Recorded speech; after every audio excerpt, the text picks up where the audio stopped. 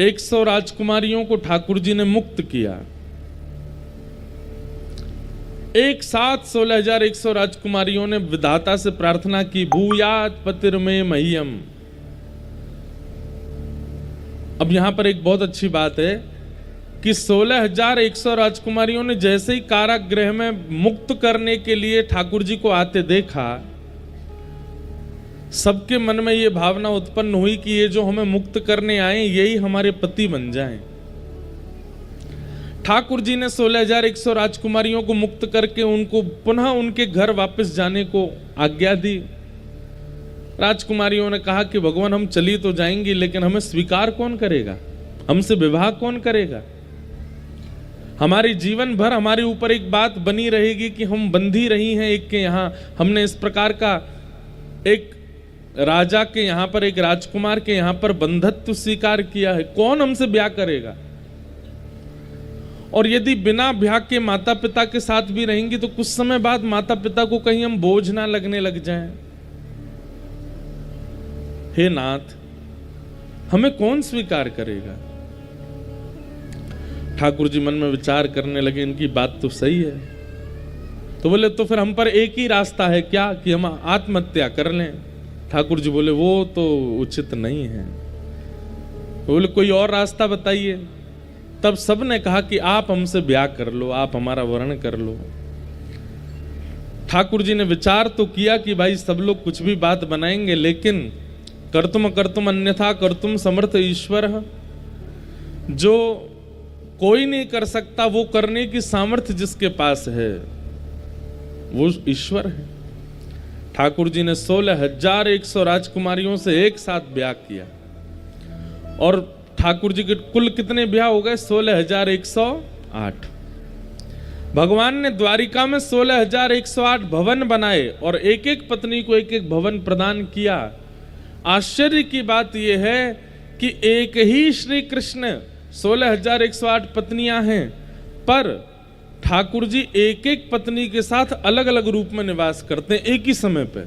मतलब श्री कृष्ण भी 16,108 रूप धारण करके सब पत्नियों के साथ में निवास करते हैं। इसका प्रमाण तब मिलता है जब नारद जी दर्शन करने आए।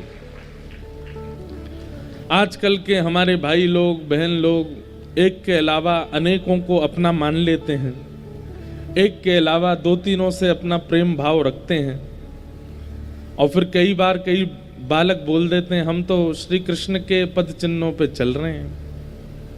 उनने भी तो इतने सारे ब्याह किए, हम इतने तो नहीं कर रहे, 3-4 तो रख ही सकते हैं। लेकिन शर्त है कि ठाकुर जी की तरह रहो। ठाकुर जी जैसे 16,108 पत्नियों के साथ एक ही समय पर अलग अलग रूप में निवास करते हैं। आप में ये क्षमता हो तो करो, लेकिन आपकी क्षमता नहीं है तो श्री ठाकुर जी का नाम लेकर के इस प्रकार का व्यभिचार मत कीजिए। सदा एक के ही रहिए। इससे बड़ा ना कोई व्रत है, ना कोई तप है, ना कोई अनुष्ठान है। एक बार पाणी ग्रहण जब होता है अग्नि के समक्ष, माता पिता के समक्ष, ब्राह्मणों की वेद ध्वनि के साथ, तो जिसका हाथ थामा है उसके साथ रहिए, उसको सर्वस्व मानिए। ये पतियों के लिए भी है और पत्नियों के लिए भी है। अब रही बात कि फिर आजकल थोड़ा सा दैत्य स्वभाव उत्पन्न हो रहा है लोगों में। कलयुग आ रहा है ना, जैसे जैसे घोर कलयुग आएगा वैसे वैसे दैत्यता बढ़ती जाएगी, लोगों की राक्षसत्व बढ़ता जा रहा है। और उस राक्षसत्व के कारण गलत प्रकार का व्यवहार लोग कर रहे हैं आजकल अपने वैवाहिक संबंधों में। कई बार हमको कई माताओं के पत्र आते हैं, कई बहनों के पत्र आते हैं, बोले महाराज जी आप कहते हो एक ही के रहो, पर वो एक ही रोज पीता हो, रोज खाता हो, रोज मारता हो, रोज गंदा बोलता हो, रोज इस प्रकार का व्यवहार करता हो, वो भी सहे। देखिए एक बात सुनिएगा,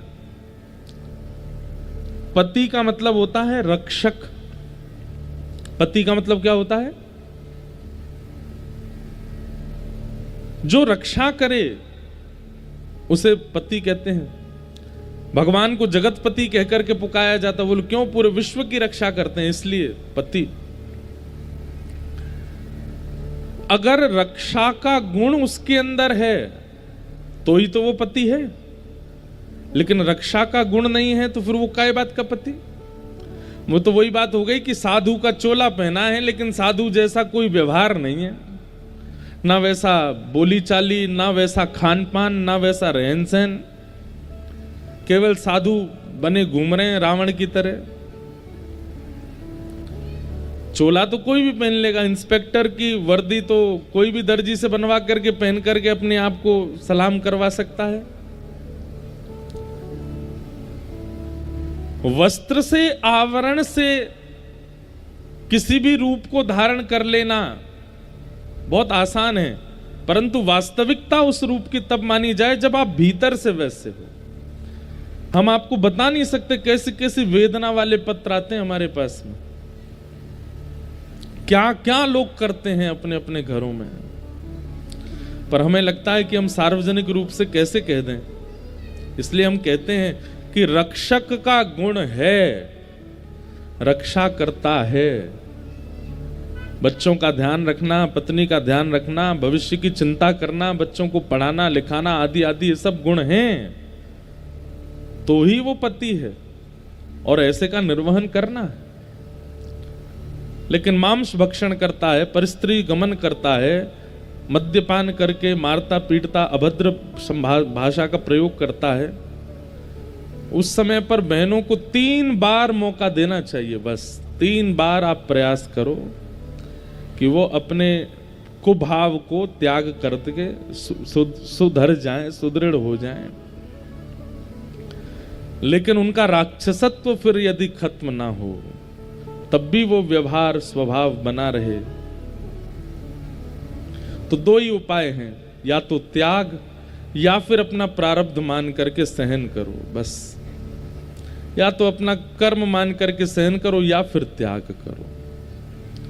अन्यथा छोटी छोटी बातों पर किसी, अब आप लोग ज्यादा अनुभवी बैठे, हमारा तो हुआ नहीं अभी तक ब्याह, हमको ज्यादा पता नहीं, आपको ज्यादा पता होगा, लेकिन ऐसी बातों पर कोई बात नहीं थी, केवल एक सामान्य सी बात पर कई माताएं बहनों में भाइयों में इसलिए द्वंद्व हो जाता है कि उन्होंने इच्छा प्रकट कर दी कि नहीं गांव छोड़ के शहर में रहो, शहर छोड़ के बड़े शहर में रहो, इनके साथ मत रहो।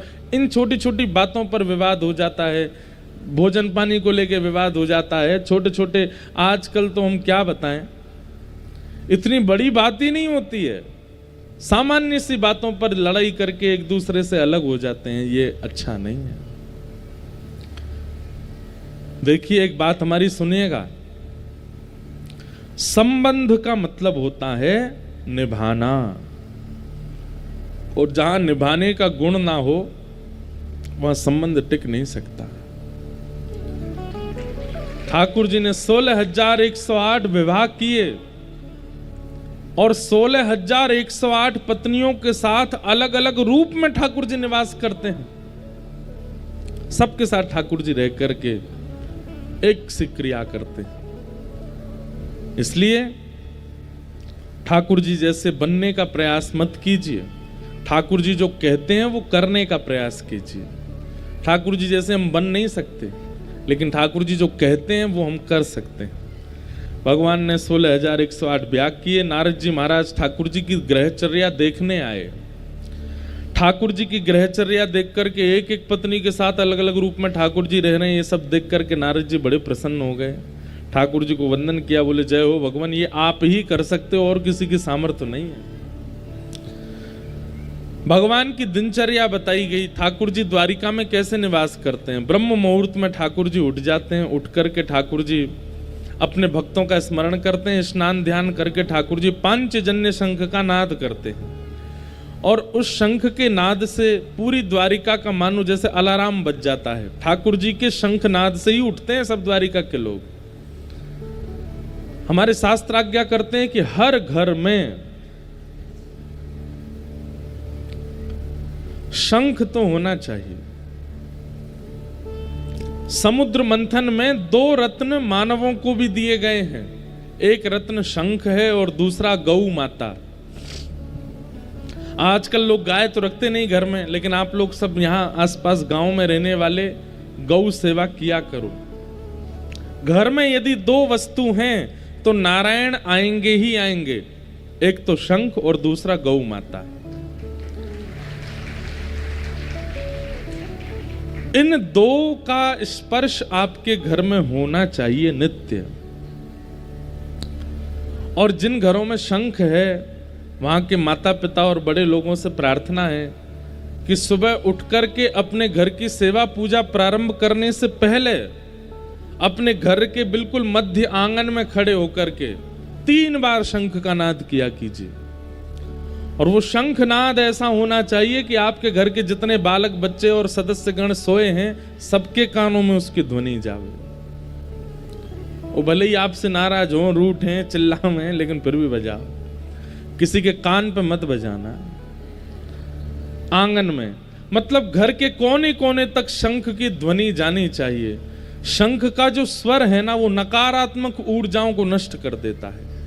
किसी की नजर लगी हो, किसी की अला बला लगी हो, किसी ने बुरी दृष्टि से देखा हो, या फिर किसी भी प्रकार की नकारात्मक ऊर्जा आपके घर में निवास कर रही होगी, नित्य ब्रह्म मुहूर्त में उठ के स्नान ध्यान करके आप अपनी घर की पूजा प्रारंभ करने से पहले शंखनाद करो।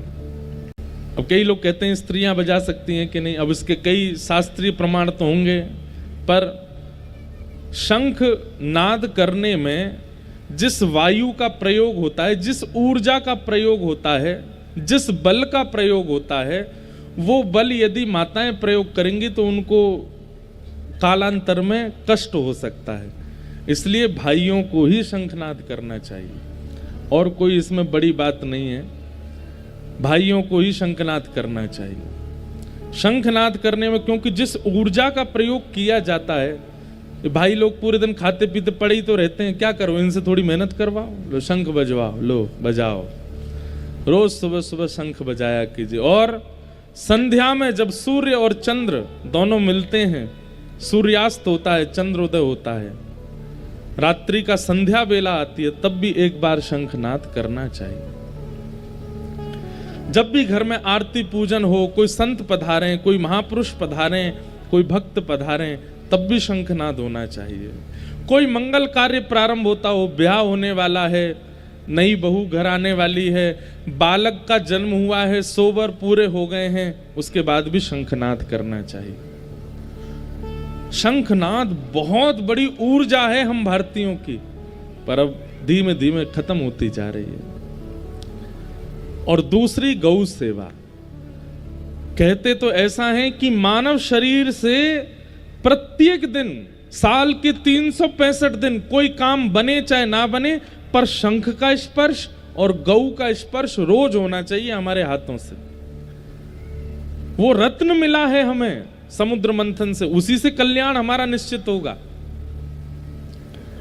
तो भगवान शंखनाद करते हैं, और शंखनाद पंचजन्य शंख की ध्वनि से पूरी द्वारिका नगरी उठ जाती है। भगवान की फिर दिनचर्या बताई, गौशाला जाते हैं, गौ सेवा करते हैं, लौट करके आके फिर बाल भोग पाते हैं, फिर अपनी स्वधर्मा सभा को संबोधित करते हैं, फिर राजभोग ठाकुर जी पा करके थोड़ी देर द्वारिका भ्रमण पर निकलते हैं। द्वारिका भ्रमण के बाद फिर शाम को आगंतुक लोगों से मिलते हैं, रात्रि का समय अपने परिवार को देते हैं, और रात्रि का प्रसाद सब परिवार जनों के साथ पाकर के ठाकुर जी विश्राम में जाते हैं। ये नित्य की दिनचर्या है ठाकुर जी की। ठाकुर जी की दिनचर्या का वर्णन किया गया। आगे राजसूय यज्ञ की कथा सुनाई गई, जहां पांडवों ने राजसूय यज्ञ किया, ठाकुर जी को निमंत्रित किया। भगवान राजसूय यज्ञ में जा ही रहे थे, तभी जरासंध के यहाँ 20,000 राजकुमार बंदी हैं, उसकी खबर भगवान को पड़ी। तो ठाकुर जी भीम और अर्जुन को संग लेकर के जरासंध के यहाँ गए, और जरासंध के साथ में भीम का युद्ध करवाया। ये वही जरासंध है जिसने 17 बार चढ़ाई की थी मथुरा पर, और भगवान 18वीं बार रण छोड़ करके भाग गए। ठाकुर जी ने जरासंध को क्यों नहीं मारा? क्योंकि जरासंध की मृत्यु किसी कारण से भीम के हाथों ही निश्चित थी, इसलिए ठाकुर जी ने उसको नहीं मारा। कई कारण आते हैं। दूसरा कारण कि भगवान पृथ्वी का भार हल्का करने आए थे, और जरासंध जितनी बार युद्ध करने के लिए मथुरा आया उतनी बार पृथ्वी के चुन चुन करके राक्षसों को लेकर के आया। तो ठाकुर जी ने विचार किया कि मथुरा में बैठे बैठे ही पृथ्वी का भार हल्का हो रहा है, हर बार इसको नहीं मारेंगे पूरी सेना मार देंगे इसकी। वो बदले की भावना से फिर सेना लेके आता, ठाकुर जी फिर सेना मार देते, उसको छोड़ देते। इस प्रकार मथुरा में रह करके लाखों की तादाद में पृथ्वी के भार को हल्का किया ठाकुर, इसलिए जरासंध को छोड़ रहे थे। लेकिन अब जरासंध का समय आ चुका था। ठाकुर जी ने रूप बदला। बलराम, अर्जुन, भीम और ठाकुर जी तीनों ब्राह्मण का रूप धारण करके जरासंध के पास गए। जरासंध का नियम बन चुका है, जिस दिन से ठाकुर जी रण छोड़ के भागे उस दिन से ब्राह्मणों को मुंह मांगा दान देता है। जो मांग ले ब्राह्मण वो देता है। आज ब्राह्मणों की कतार में श्री कृष्ण, अर्जुन और भीम तीनों लगे थे। जैसे ही भगवान सामने आए ब्राह्मण का रूप धारण करके, जरासंध ने कहा, मांगिए विप्रवर, क्या चाहिए आपको, मैं दान दूंगा आपको। ठाकुर जी ने कहा, हमको एक ही दान चाहिए। क्या? युद्ध। तुमसे लड़ना चाहते हैं। जरासंध अपने आसन से खड़ा हुआ, जोर से हंसने लगा और कहने लगा, इतने वर्षों से ब्राह्मण सेवा कर रहा हूं, इतना तो जानता हूं कि ब्राह्मण कुछ भी मांग लेगा लेकिन युद्ध नहीं मांग सकता। ये ब्राह्मण के स्वभाव में। आप ब्राह्मण नहीं हो, कौन हो, अपना रूप दिखाओ। ठाकुर जी बड़े प्रसन्न हो गए कि भाई देखो ये ब्राह्मणों की असली सेवा कर रहा है, ये जानता है कि ब्राह्मण युद्ध नहीं मांगेगा। ठाकुर जी ने अपना मुख दिखाया, बोले हम श्री कृष्ण हैं। जरासंध बोला, अच्छा, रण छोड़ के भाग गया था मेरे सामने से, अब युद्ध करने आया मुझसे? लेकिन मेरा स्वभाव है भगोड़ों से युद्ध नहीं करता, चल हट जा। ठाकुर जी से ऐसे बोला। हाँ भाई तुम दिखाओ, तुम कौन हो? अर्जुन ने अपना मुख दिखाया। जरासंध बोला, तुम अर्जुन हो? बोले हाँ। बालकों से युद्ध नहीं करता, चलो जाओ। ये रण छोड़ के भागे इसलिए इनसे युद्ध नहीं, तुम बालक हो इसलिए तुमसे युद्ध नहीं। तीसरे, हाँ तुम आओ। भीम ने जैसे ही अपना रूप दिखाया, जरासंध बोला, ये थोड़ा मेरी टक्कर का है, इससे मैं युद्ध करूंगा। जरासंध ने घोषणा कर दी, सूर्य उदय से लेकर के सूर्यास्त तक युद्ध करूंगा, और सूर्य अस्त होते ही आप लोगों की मेहमान नवाजी करूंगा, आपको खिलाऊंगा, पिलाऊंगा, सुलाऊंगा, आप मेरे मेहमान हो। भीम तैयारी कर लो, कल से युद्ध होगा। कौन सी को रो रो भैया? अरे मैया, लाला बेचारे कछु खवाए दो, पिवाए दो।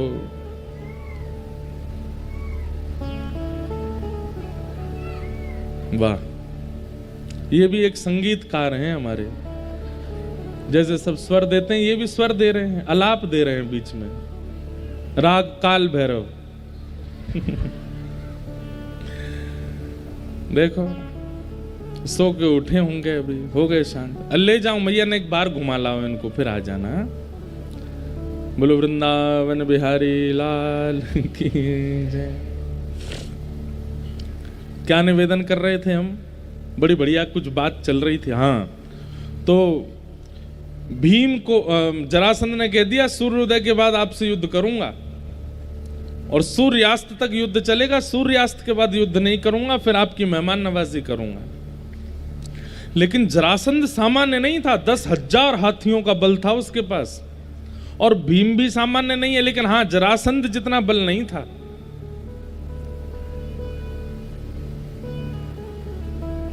जरासंध जैसे युद्ध करता, इतना मारता, नस नस ढीली हो जाती भीम की।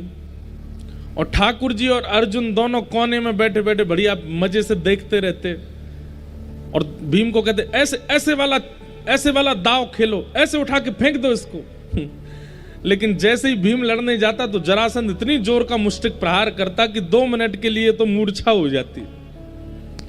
और शाम को जब भीम पस्त हो जाते तब एक हाथ अर्जुन अपने कंधे पर रखते, दूसरा हाथ ठाकुर जी रखते, उसको उठा के लेके जाते भीतर। केला खाओगे? केला खाओ, सेब लाएं तुम्हारे लिए, जूस बना के लाएं, भीम बोला चुप रहो, बैठे बैठे आनंद करते हो, ये नहीं कि थोड़ी मेरी सहायता करो, खाते पीते हो, सोते रहते हो, रात भर खर्राटे मारते हो दोनों, और मुझे चिंता रहती है सुबह लड़ेगा मुझसे। ठाकुर जी बोले तो इतना परेशान क्यों होता है? भगवान ने पांडवों के साथ बड़े आनंद किए हैं।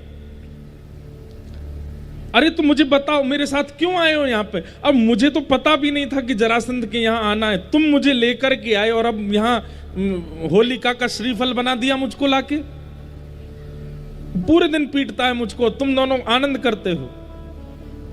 ठाकुर जी मंद मुस्कुरा करके बोले भीम,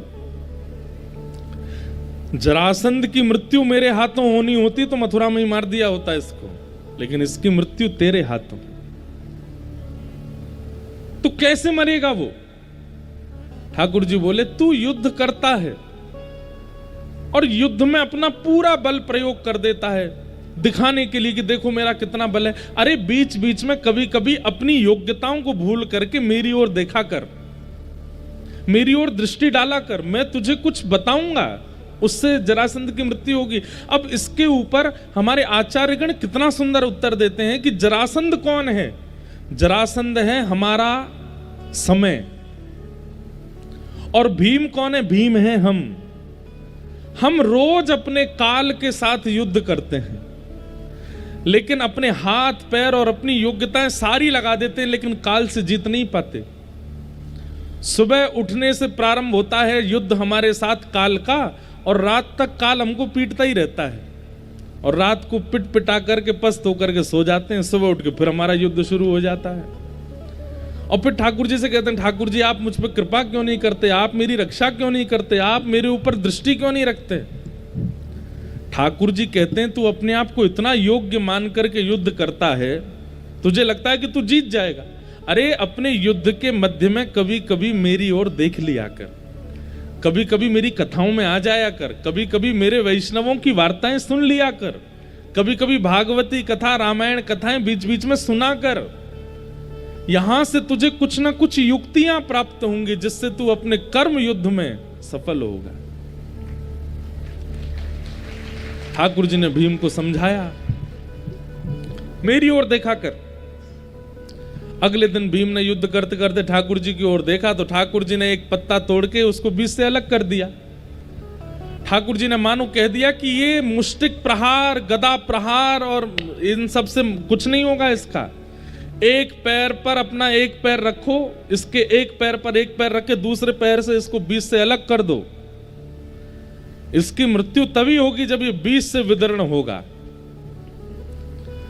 भीम ने वही किया, ऐसा दांव खेला कि उसके एक पैर पर चढ़ गया, दूसरा पैर पकड़ करके वेग से ऊपर खींचा, बीच से जरासंध अलग हो गया। जैसे ही जरासंध अलग हुआ भीम खुश हो गया, ठाकुर जी की ओर दोनों भुजाएं उठा करके कहने लगा केशव मैं जीत गया, श्री कृष्ण मैं जीत गया।